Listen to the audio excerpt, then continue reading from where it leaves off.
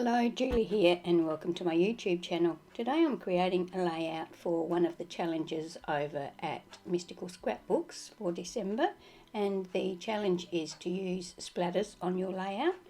I'm using Studio 73 Mystical Nightwind collection papers for this layout.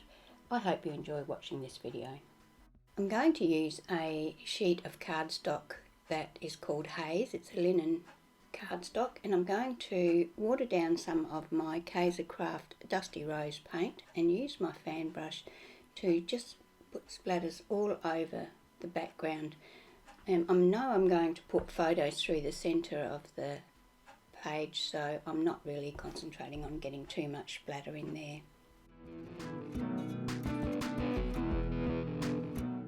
So as I said, I'm using Studio 73 papers from their Mistique Nightwinds collection. So the first piece of paper I'm going to cut is the Floriana, and I'm going to cut that so it's 6 1/4 by 8 1/2. The brighter coloured pink paper that I'm going to use is a Provo Craft paper, and I'm going to cut 2 of those that are 8 1/2 inches by 3/4 inch. The grey I'm going to use is a linen cardstock. The colour is Kookaburra, and I'm going to cut 2 of those that are 8 1/2 inches by 3/4 inch. And then the last pattern paper is the one called Midnight from the Mystique Nightwinds range, and I'm going to cut that 8 1/2 inches by 5 1/2 inches. I'm going to cut some strips to make some pennants out of, and I'm going to cut one strip 1 1/2 inches wide, one 1 inch wide, and 2 at 3/4 inch wide. I don't have to worry about the length because I'm going to cut them in halves and put just at the top and the bottom once I've cut the fishtail into the ends.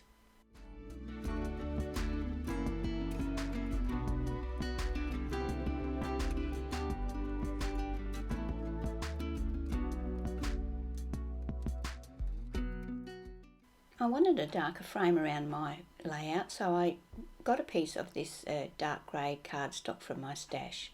I cut a 1 inch frame from that cardstock so that I could still use the middle section if I wanted to.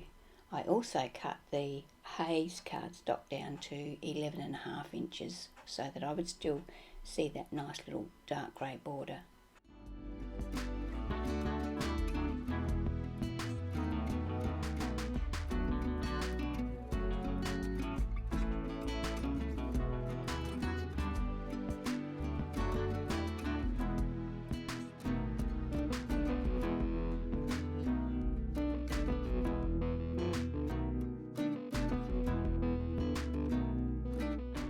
I used the centre of the dark cardstock frame that I'd cut out to mat my photos. I cut my mats so that they are 1/4 inch wider and 1/4 inch taller than my photo, thereby giving me 1/8 inch border all the way around.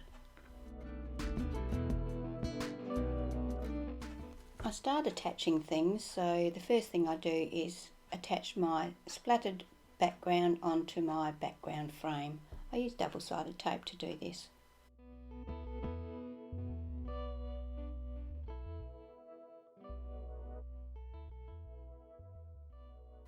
I used an emery board to file around my photo edges, and then I attached them to the photo mats using double-sided tape. Next, I use my Kaisercraft black ink cube to ink around the edge of all of my papers. I like to ink around the edge of all the papers because it gives each paper a definition.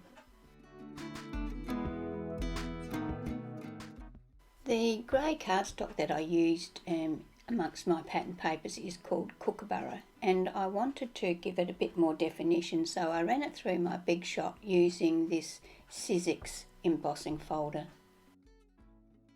I added some craft foam to the back of my photos. I used the Aleen's Original Tacky Glue to attach that, just so that I can have a bit of height to my photos.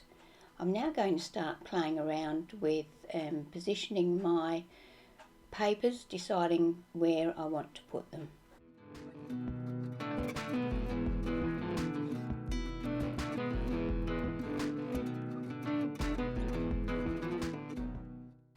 I'm going to layer these strips on top of each other so that there's about half an inch or so showing of each colour. So I just run a bit of liquid glue along the edge of one of the papers, position it on top of the other paper, and then move it around so that it is as straight as I can get it, so that that creates one layer, and then that will be attached behind that pattern paper in the middle.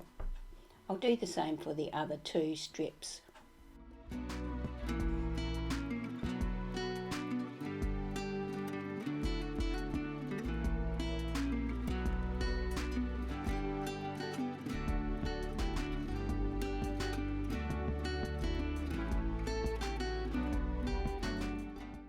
Now that I've got my two strip assemblies put together, I'm going to attach them to the strip of midnight paper that I cut. That one was 8.5 by 5.5, so I'm going to use double-sided tape to do that.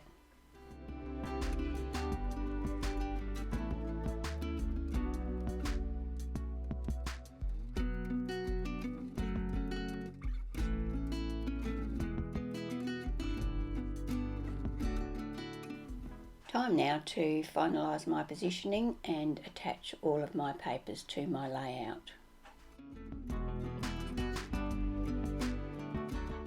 As I said earlier, this is a layout that I created for one of the challenges over at Mystical Scrapbooks for this month, December 2020, and the challenge is to use splatters on your layout, so I've used them in the background. I'll put a link in the box below so that you can pop over to check out their challenge if you want to. I also wanted to say thank you for watching my videos and subscribing to my channel. It's taken a while, but I'm slowly getting towards the 1,000 subscribers. I've got about 730 at the moment, so a little way to go.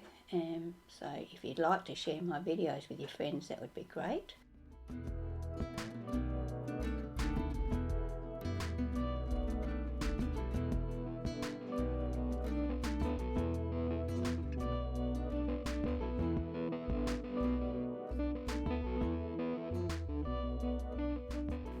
Now that I've got the body of my layout assembled, I'm going to attach my photos. As I said before, they are mounted on foam, so I'm just going to use some glue to attach them to the page so that I know that they'll stay stuck there if I'm using glue.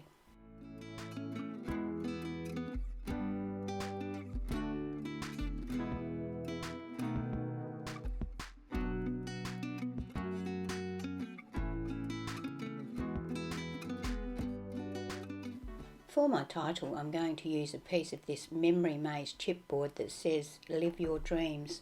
I want it to be black, so I give it a coat of black ink using my Kaisercraft ink cube. I decide that I want it to be glossy, so I give it a coat of the Versamark embossing ink, then a sprinkle with the Stamp It superfine embossing powder in black, then heat it with my heat gun.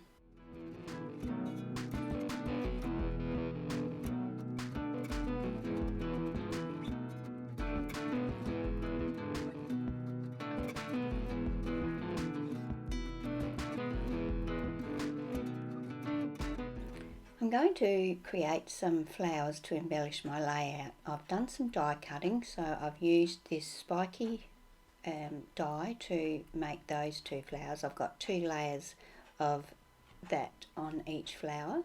I'm going to use this Couture Creations to create a flower as well, and I'm going to use this Kaisercraft DD707 layered flowers to make 2 flowers. So I'm going to show you how I do this particular flower. All of the other flowers are made the same. So I slip down into the petals just about to the centre. Then I use my paper piercer and roll the edges of each petal around my paper piercer. But before I do that, I ink around all of the edges of all of the petals with a black ink cube so that they have a lot of definition. Now I do that for all of the petals. I've done 2 of each size for this particular flower. Once I've got all of my edges folded over and shaped, I take my glue, put a dab of glue in the middle, and then layer the flowers on top of each other so that they're slightly offset, so that you get a nice full looking flower. So as I said, I've got 2 of the larger size and 2 of the smaller size. I will attach those on top of each other to make a very full layered flower. As I said, each of the flowers are created in the same way.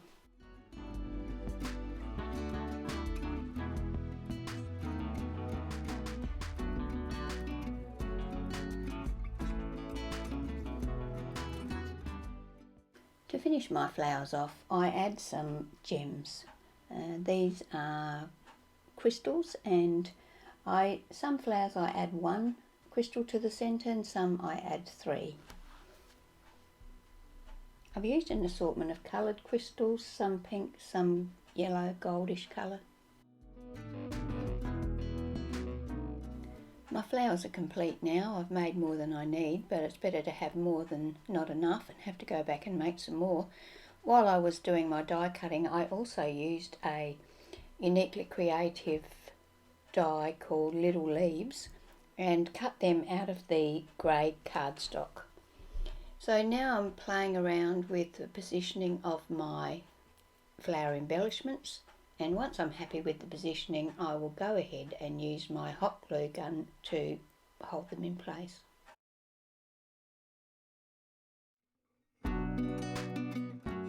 I've got this curio left over from the Kaisercraft Native Breeze range, and I'm going to pop that in amongst my smaller cluster there on the right hand side of the photos.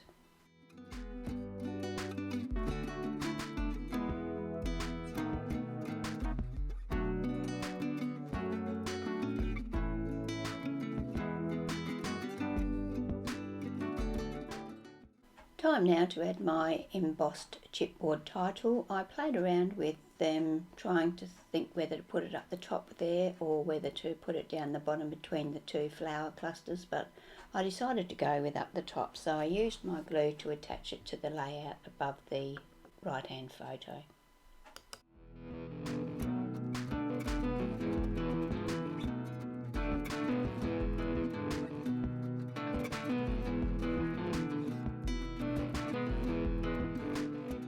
I wanted to add a bit more black to the layout because of the black title, so I had these black chipboards and I've separated the hearts and I've positioned 4 of them just randomly around the page, and I'm going to attach them with my Aleene's original tacky glue. I wanted them to be glossy, but I didn't want to have the hassle of heat embossing them, so I used my glossy accents and gave them a nice coat of that, and that once that's dry, it dries clear and looks beautiful and shiny.